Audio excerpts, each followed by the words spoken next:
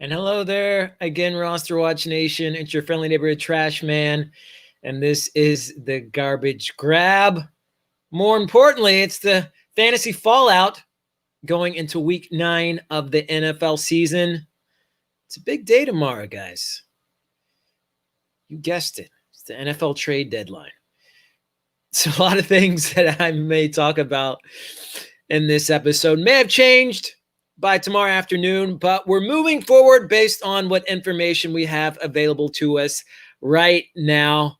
So here is the fallout. And yes, I am wearing a Houston Oilers sweatshirt.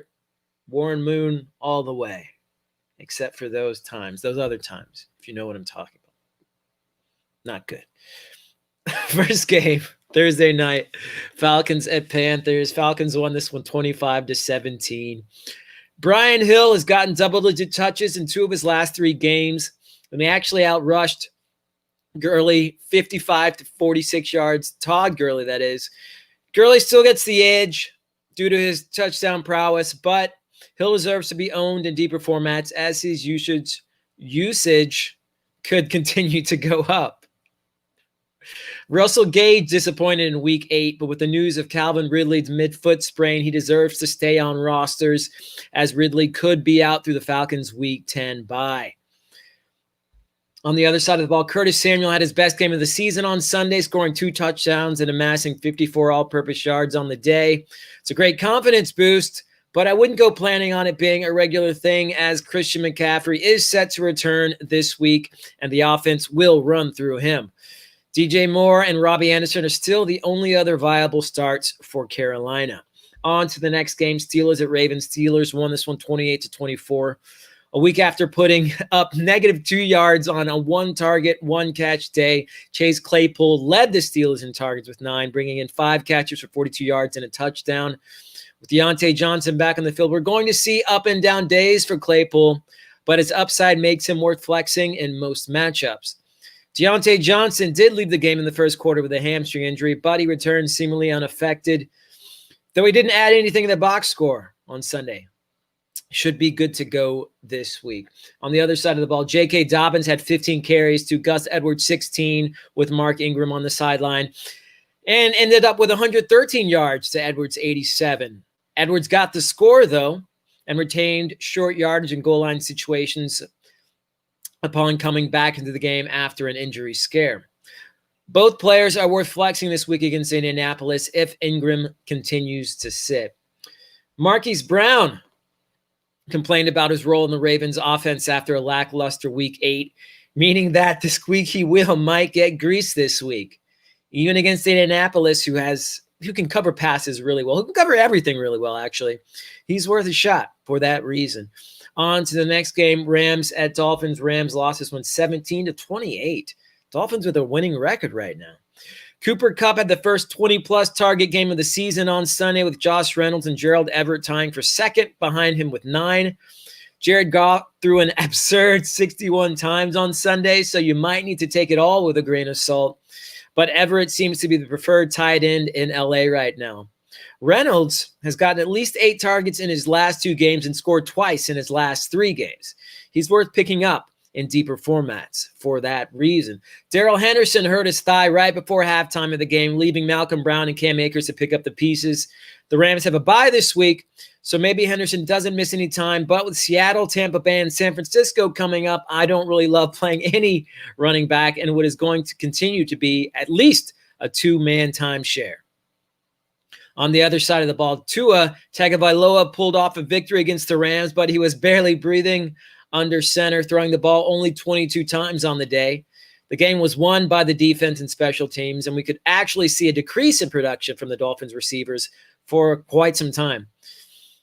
Arizona will be a big test for Tua and what he is capable of right now. On to the next game, the Jets at the Chiefs. Jets lost this one 9-35. Big surprise.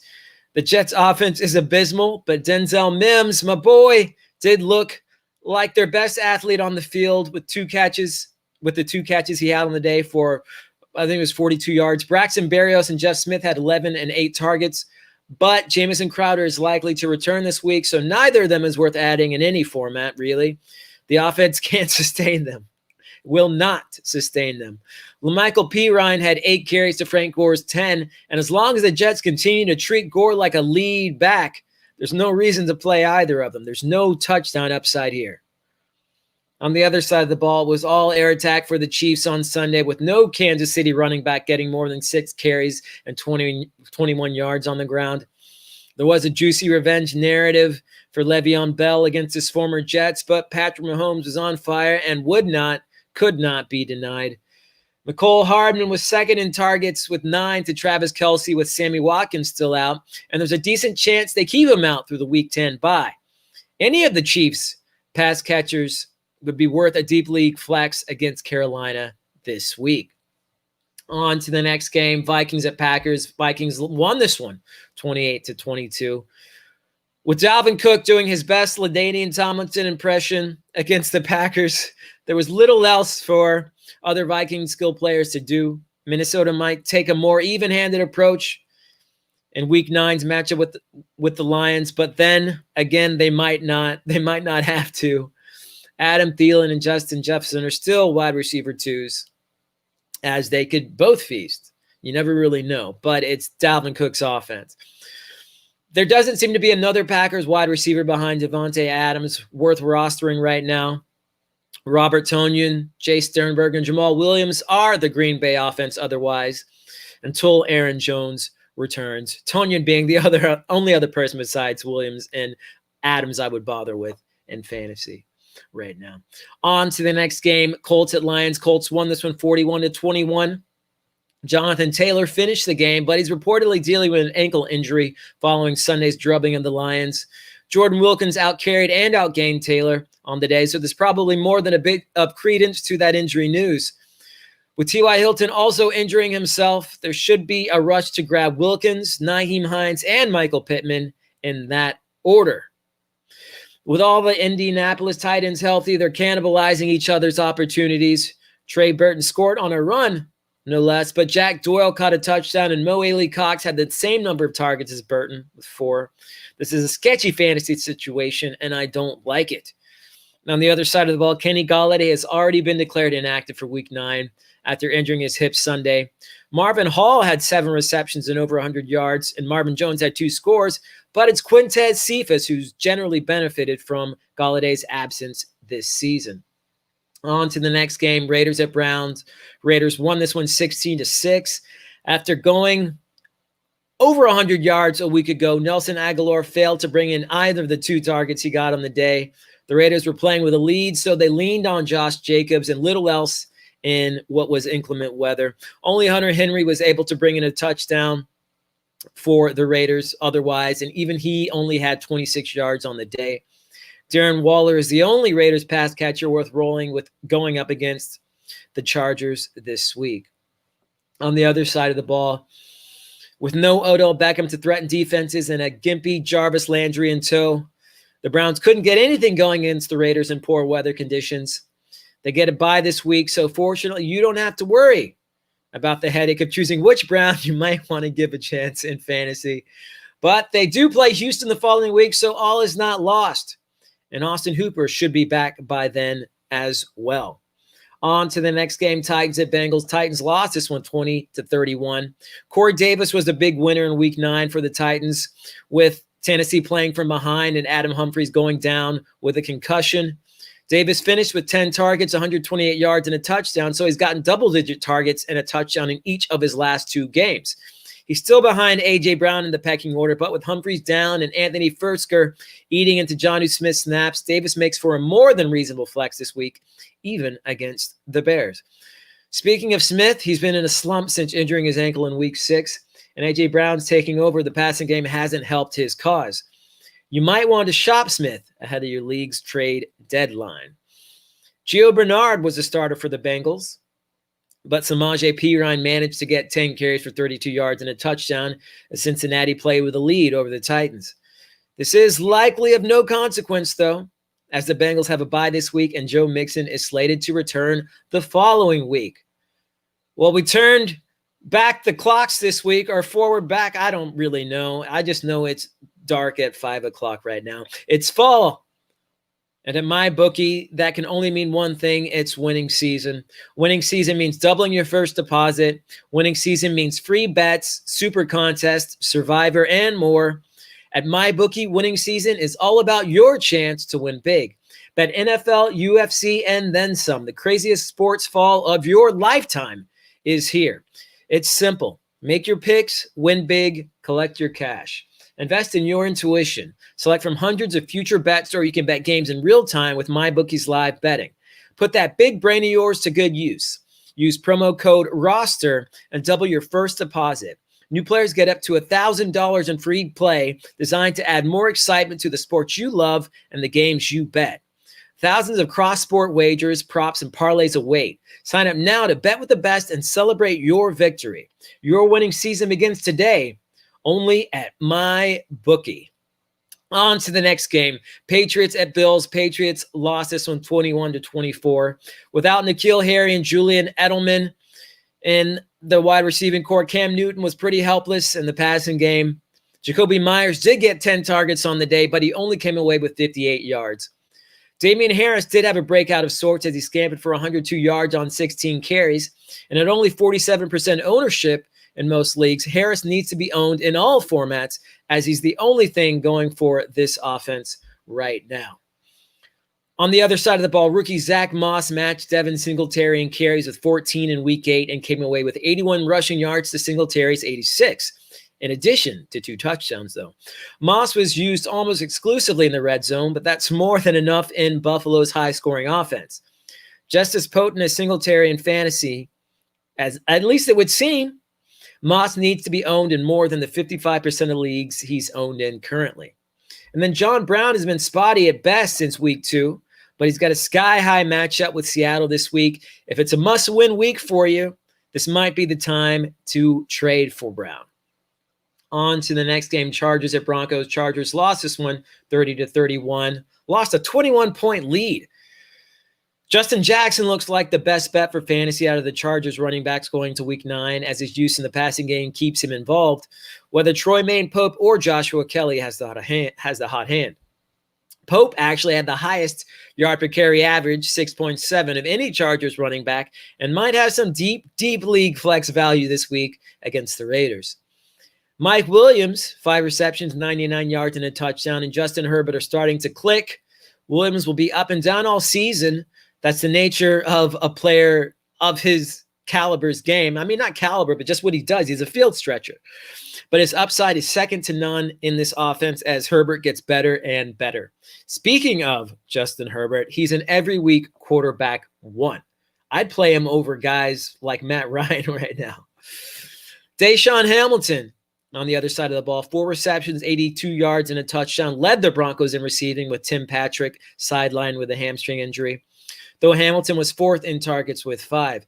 If Patrick can't go this week, Hamilton has an outside shot to do some damage against Atlanta this week. And then Phillip Lindsay and Melvin Gordon had 8 and 6 carries respectively, with Lindsay breaking a couple for big plays, ending up with 83 yards and a touchdown on the ground. Gordon was able to stay fantasy relevant, though, due to his usage in the passing game. Gordon remains the higher floor of the two, but Lindsay is worth flexing in plus matchups as the more explosive back of the two. On to the next game, 49ers at Seahawks. 49ers lost this one 27-37. Nick Mullins looks like a better quarterback than Jimmy Garoppolo right now. So I guess it's not any surprise that Garoppolo is being shut down indefinitely with an ankle injury. The worst news out of San Francisco, though, is that George Kittle may be out for 8 weeks, which would make him useless for fantasy purposes for the rest of the season, or the fantasy season at least. Jordan Reed is set to return soon, so he definitely needs to be added. But Ross Dwelley deserves to be streamed in the meantime. Kendrick Bourne should be added in most formats as well, as he finished behind only Brandon Ayuk in receiving yards, 81-91 for the 49ers. Tevin Coleman didn't last long in his return to game action as he injured his knee early on Sunday afternoon. The 49ers have a Thursday night game this week, so expect JaMychal Hasty and Jerick McKinnon to shoulder the load for the 49ers. On the other side of the ball, rookie running back DJ Dallas led the Seahawks backfield on Sunday with Chris Carson and Carlos Hyde sidelined. with 23 touches on the day. Dallas underwhelmed on the ground, only 41 yards, but he served as a passing down back as well and managed to score 2 touchdowns on the day. At 25% ownership, Dallas needs to be added in all formats as we wait to hear news of Carson and Hyde this week.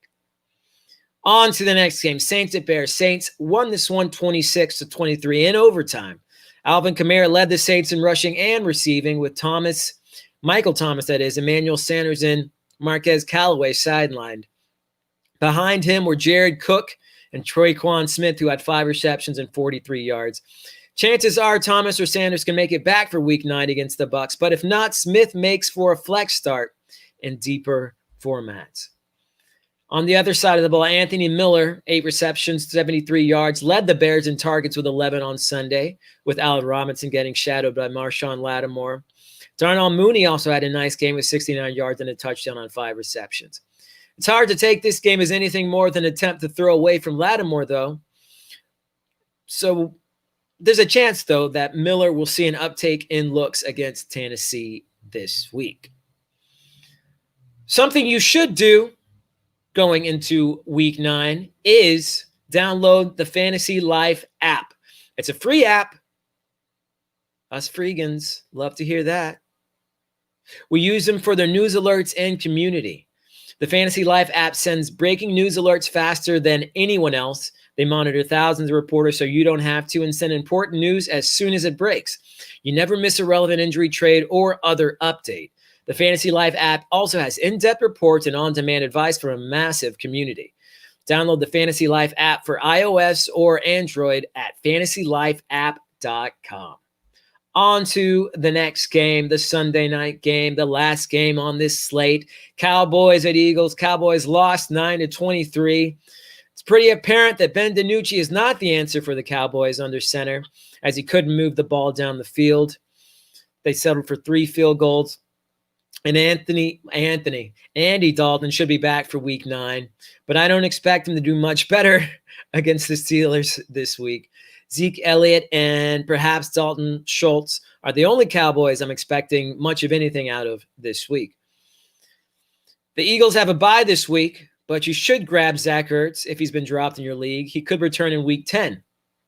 Dallas Goddard may still have lingering effects from an ankle injury, as he really didn't do anything on Sunday night. Jalen Reagor ended up with 6 targets and a touchdown against the Cowboys in his first game since Week 2. If you can afford to add him during the bye, he should pay dividends coming out of the break. And that's it for the fantasy fallout going into Week 9, folks. I hope there was something you can use to move forward in your league, some move you can make that's going to help out your team. Anyway, this has been the Garbage Grab. I'm the Trash Man, and until next time, be ready.